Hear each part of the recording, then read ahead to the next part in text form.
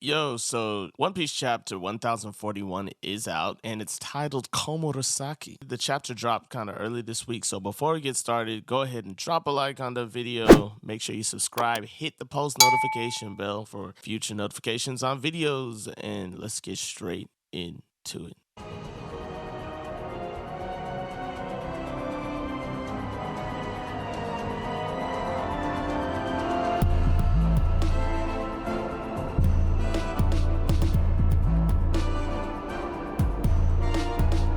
Yeah, so like I was saying, early chapter this week, we actually begin with a cover page of Pudding punching Niji and Ichiji in the face for bullying Sanji. We know that Pudding definitely loves Sanji to death and nothing's gonna get in between her and her feelings for Sanji. However, if she finds out that they actually helped Sanji escape at the end, she might help them escape. So let's wait and find out.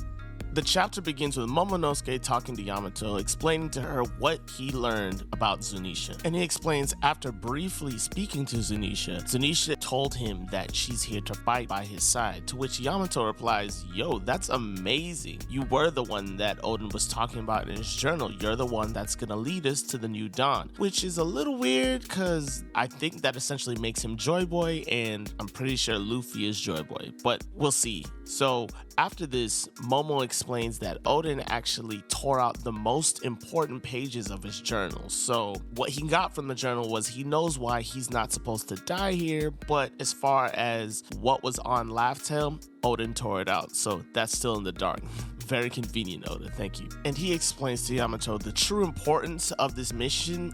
It's still going over his head. He's not as wise as Oden was. But what Momo doesn't actually realize is that Oden wasn't really all that wise, bro. He was just following his gut feeling. And sometimes that's what you gotta do. Anyways, moving on. Elsewhere in the castle, on the third floor, in fact, we see that Raizo actually won his fight against Fukurokuju. This we already knew. However, this is Oda confirming it. I guess, they both had their paralysis jutsu on until death, and Fukurokuju eventually burned up. So, yay, Raizo. It's funny here because in this next panel, he's actually acting like it's not hot. It's like, oh, it's not hot, even though he's like practically burned to death and on the floor. Jinbei eventually walks in and is like, hey, you're one of the samurai. And they recognize each other, Jinbei and Raizo. And he's saying, hurry, Jinbei, the preparations are almost complete. What preparations he's talking about here, we don't really know. So that's left to be said. That's a new one. So we'll see about that. Going from the third floor to the second floor, we cut to Orochi, and he's starting to notice that his boy Fukurokuju, he's not coming back for him. So he's starting to get a little agitated. He's like, yo, I hope he didn't escape without me. And we hear music going in the background. We realize that Komurasaki is still serenading Orochi during the castle falling apart. So Orochi turns around, he's like, yo, why are you still playing music? It's not really a time for this. And why are you still wearing that mask? You don't always have to wear the mask. This is my life or death situation. And besides, I really can't even tell you're the real Komurasaki. At this point, the roof caves in right on top of Orochi, and he's stuck. He himself is confused because he would usually transform in this scenario. And he's like, why can't I transform? To which Komurasaki explains to him, oh, dude, you were so distracted, you didn't even notice. I actually used a sea stone nail on you, and that's why you can't transform. Damn, Hiyori, way to go. So of course, Orochi's freaking out, and he's like, what are you saying? I thought you loved me. And she's like, loved you? Nah, bro. And it's almost poetic that you actually love this song, because this is the same song that my father loved. My father, Kozuki Oden. So she finally revealed to him who she is, or at the very least revealed to him that she's Oden's daughter. And the look in Orochi's eyes here means everything. He knows that he is grade A screwed. Man, Oda, please let there be like a knife or a sword behind the shamisen. Yo, that would be so lit. From here, we cut from the second floor to the castle basement to a fight that's wrapping up between Izo and the CP0 members. And they actually shoot each other at the same time. Izo shoots with the flintlock, and the CP0 dude shoots Izo point blank with the flying Shigan. And to our surprise, Izo actually, he held his own, he did his thing. Between both CP0 members, one of them is completely immobilized and the other one is also injured. And he he's saying, why is a member of the Whitebeard Pirates helping these young upstarts? It just doesn't make any sense. After that, he gets a call on the Denden Mushi, I assume from Lucci, telling him that, yeah, sorry, the orders have changed and these are straight from the Gorosei. Now you're to eliminate Straw Hat Luffy. And he's like, dude, what are you talking about? Straw Hat Luffy is right now in the middle of the battle with Kaido. You expect me to just go in there and interrupt that? That's impossible. And he's saying, listen, I hear what you're saying, but orders are orders. And whatever we do, we have to stop Straw Hat Luffy. This is bigger than just a fight. This is for the future. At this point, we see Drake get up and he's staring right at the CP0 dude. I'm not even sure the CP0 guy notices him. And maybe Drake has some sort of resolve here. Maybe Drake is gonna do something to the CP0 guy. We don't know. Yo, Drake, you've been getting your ass whooped this whole arc. It's time to do something. Everywhere else, we see that everybody is getting to safety. We see Usopp is riding Hamlet with Kiko and Kinemon on his back to safety. We see that Carrot and Wanda and Nekomamushi are going to safety. They're actually outside. They're gonna go back into the Skull Dome. We see that Frankie actually saved Zoro from falling to his death, even though Zoro is not responding, and Frankie's kind of afraid that he's dead, but we know our man ain't dead.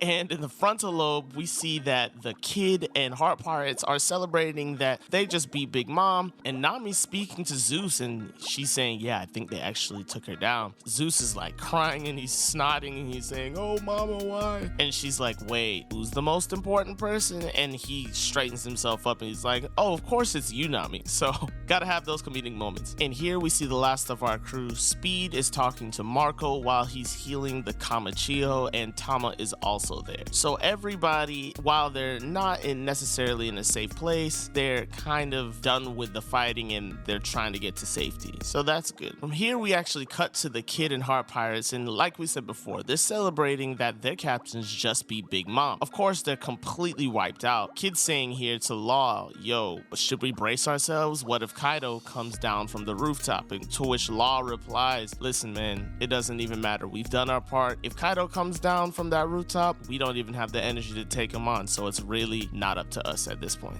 And from here, we cut to the rooftop, to the main event, Luffy versus Kaido. They're exchanging Conqueror's Haki blows. Kaido actually says, wait, did you feel that? Yo, they actually did it. They beat Lin Lin. And Luffy gives it a brief thought and he's like, wow, yeah, Shaggy and Tragai, they really are amazing. Then Kaido has a brief flashback to when he just met Lin Lin, when he was 15 years old, and I guess he was just joining up with the Rocks Pirates. And she's saying, listen, don't trust Rocks. He's a good for nothing. I'm gonna be the woman that rules the seas. I'm Charlotte Lin Lin. I mean, really and truthfully, she really was looking out for him, and he kind of acknowledges that in a way, and he's like, wow, we really do have history together. And he actually starts crying. He becomes a crying drunk. I can't believe this man is still drunk. He said he sobered up, didn't he? When did he start drinking again? Luffy gives him a quick 1-2 from out of nowhere, but it's not just any 1-2. He low-key turned into Snake Man and he gave him a new technique. This is Gumu Gumu no Hydra. And he tells Kaido, I don't want to talk about your dreams. Your dreams forced this people of this country to starve. Nah, at this point, I'm gonna keep punching you till I knock you out of this country. That concludes the chapter. There's no break next week. So, you know, this was kind of a